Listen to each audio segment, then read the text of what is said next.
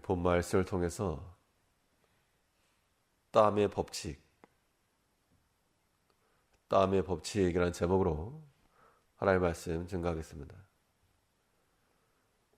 이 추운 날씨에도 활동량이 많거나 많이 뛰고 움직이면 그 몸 안에서 에너지가 발생하는데, 이게 이제 우리 몸에서 땀으로 이렇게 배출이 됩니다.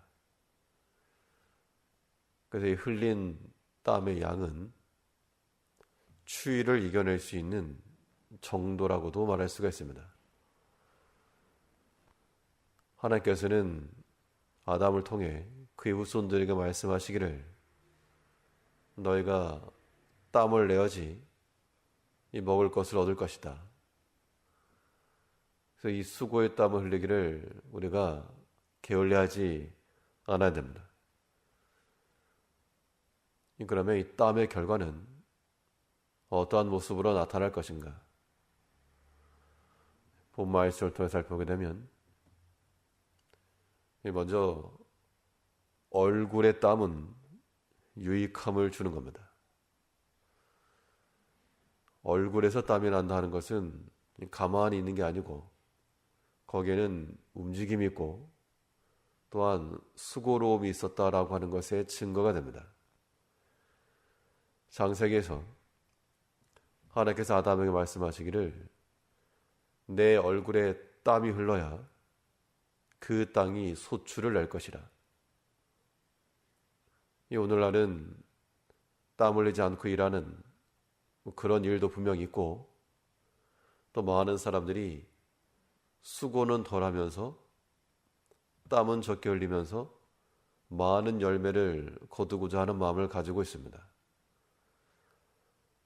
그것이 세상의 기준으로는 좋은 것처럼 보이나, 그러나 하나님 백성들의 기본적인 마음은 하나님께서 아담에게 명하시고 또 우리에게도 말씀하신 것처럼 수고의 땀을 흘리되 그 땀이 어디서 흘려야 되는가?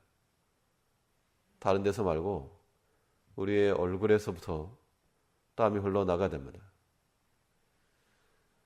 이러한 수고를 통하면 믿음의 일도 그러하고 육신의 일도 그러합니다. 이 믿음의 일에 대해서도 우리가 주 안에서 하나님께서 결실케 하실 때까지 힘써 행하는 것은 결단코 땅에 떨어지지 아니할 수고라 그랬습니다. 그래서 고린도전서도 보면, 내 사랑 형제들아, 우리가 주 안에서 수고를 하되 믿음의 수고를 잘 감당하리라. 그러면 이 수고가 주 안에서 결단코 헛되지 않을 것이다. 그러니까 이 믿음의 수고라고 하는 것은 때로는 과하다 싶어도 우리가 하는 것이고, 인간적 생각으로는 이거 참 낭비다, 혹은 나만 고생한다, 그런 마음이 들지라도 감당해야 됩니다. 오늘 본문 23절에서 모든 수고에는 이익이 있어도, 하나님께 약속하신 대로 이 모든 수고에는 이익이 있다 그랬습니다. 그러니까 어디까지나 믿음의 수고요, 하나님께서 명하신 그 일에 대한 수고에 이익이 있는 겁니다. 시편에 있는 것처럼 여호와께서 집을 세우지 않으시면 수고하는 자의 수고가 헛된다. 하나님께서 함께하지 않으시고 하나님께서 동참하지 않으시는 그 일들은 아무리 수고를 해봐야 무너질 것을 쌓아가는 겁니다. 우리가 이 세상 일을 하되 이 믿음과는 전혀 관계없는 그런 육에 속한 일들만 한다 그러면 그 아마 다 무너질 사상 누각에 불과한 겁니다. 우리 믿음의 성도들은 반드시 믿음의 일, 믿음의 수고, 이거 감당해야 됩니다. 그럼 왜 나만 더 수고하는가? 왜 나는 더 다른 사람보다 일해야 되는가? 그런 생각할 때가 있죠. 이 시간에도 아침에 일어나셔서 어떤 모습인지 알 수 없으나 함께 깨어서 주의 말씀 앞에 서 있는 것도 평범하게 믿는 사람과는 달리 수고를 한 겁니다. 이 믿음의 수고를 행함에 있어서 어떤 마음을 가져야 되는가? 왜 나만 더 하는가? 그런 마음을 가지면 복이 없고, 하나님께서 수고케 하신 것에 대해서 우리는 즐거워해야 되며 또한 기쁘게 여겨야 됩니다. 엘리 제사장 때에 사무엘이 어렸을 때부터 하나님께 바쳐진 바 되어서 성전의 여러 가지 일들을 감당하고 수고했습니다. 엘리와 그 아들들은 집에서 편안하게 사는데, 이 사무엘은 하나님의 성전을 지키고 저녁부터 아침까지 하나님의 등불이 꺼지지 아니하도록 간수하는 그 일을 감당했다는 겁니다. 원래 그 일은 사무엘이 할 게 아니고 제사장과 그 아들들이 순서를 정하여 반차를 정하여 하나님의 성전에서 수고해야 될 일이었습니다. 그런데 이 사무엘 입장에서 보면 자기들이 해야 될 일은 하지 않고 가만히 들어보니 들리는 소문에 의하면 저 엘리 아들들이 저 쌍으로 돌아다니면서 아주 마블링 좋은 고기 취해 먹는다. 좋은 건 자기들이 다 하고 힘들고 굳은 건 나 혼자 다 한다. 만일 그렇게 생각했다 그러면 하나님의 성전 떠나서 집으로 돌아갔을 겁니다. 거기서 사랑받고 잘하실 것인데, 사무엘이 그렇게 판단하지 않고 늦은 시간에 엘리 제사장이 불러도 주의 종이 여기 있습니다 하고 달려가는 그 마음을 가지고 수고했을 때 하나님께서 그를 높이신 겁니다. 그 모든 믿음의 수고라고 하는 과정은 하나님께서 세우시기 위한 중간 단계였습니다. 연단의 과정이죠. 이제 우리가 주일을 감당할 때 다른 사람보다 더 수고하고 더 일하고 더 많은 시간과 물질을 소비하시는 분들이 계실 겁니다. 그럴 때마다 다른 사람 안 하는데 나만 한다.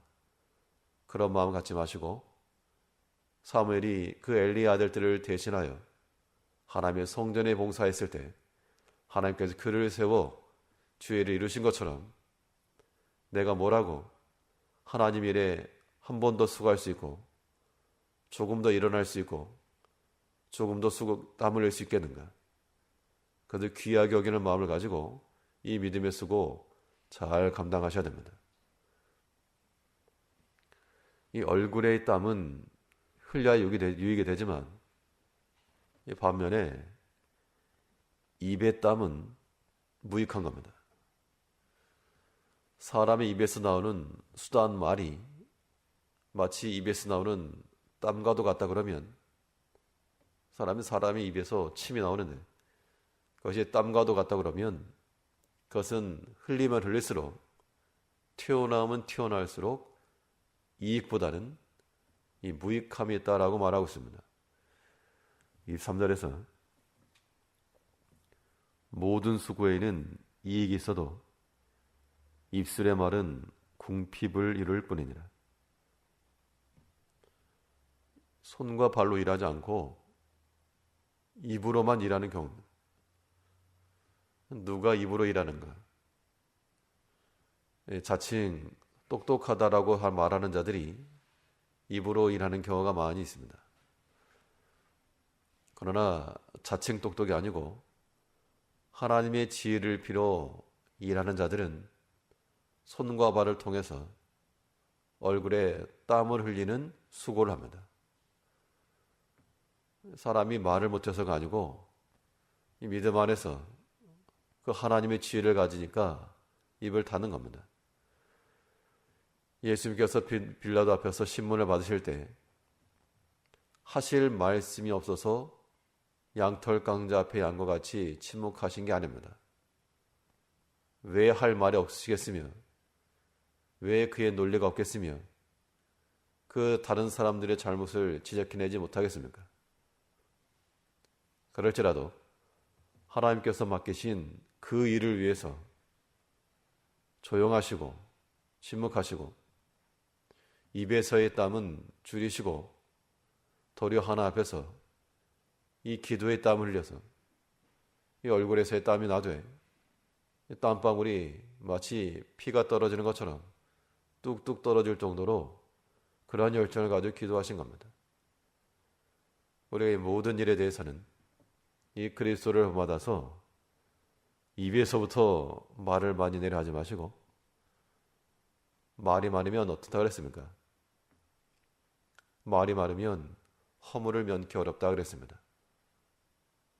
사람이 꼭 필요한 말들은 해야 되겠으나 꼭 필요한 말들은 행하고, 또 하지 않아도 될 이야기들 같은 경우는 입이 좀 근질근질 거려도 참으셔야 됩니다.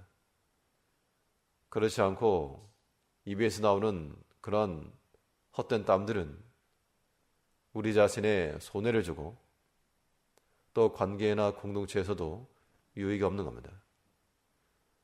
우리 하나님께서 명하신 대로 얼굴에 땀을 흘리는 수고를 통해 하나님의 일을 이루고, 우리 입술은 하나님을 향하여서만 넓게 열리고 사람에 대해서는 또한 침묵해 갈 줄 아는 그런 지혜가 필요한 겁니다.